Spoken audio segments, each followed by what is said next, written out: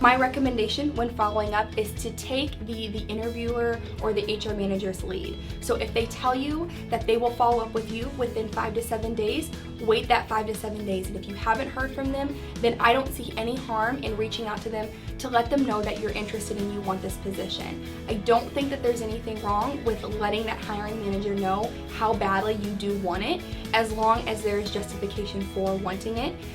But there is a very fine line between badgering and asserting your desire for that position. So tread lightly and definitely take their lead on that. I would suggest to give the recruiter or the hiring manager at least a week to get back in contact with you. If you have not heard anything in a week, then I would suggest a follow-up email or call and wait for a response and then go from there. I would definitely suggest not to keep contacting the recruiter or hiring manager back. I would give them a little bit of a time span to get back to you. The first piece of advice I have is follow up immediately with a thank you letter for the email or for the interview you had, whether that's an email or a phone call, and just say, hey, I want to thank you for the opportunity, and then ask them, how would you like I follow up for the position?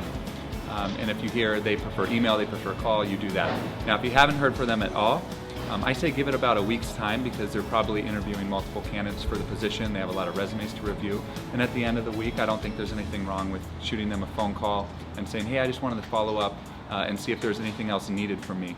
But it's a fine balancing act, just like dating. You don't want to come across like too needy for the position, but you also want to come across like you care.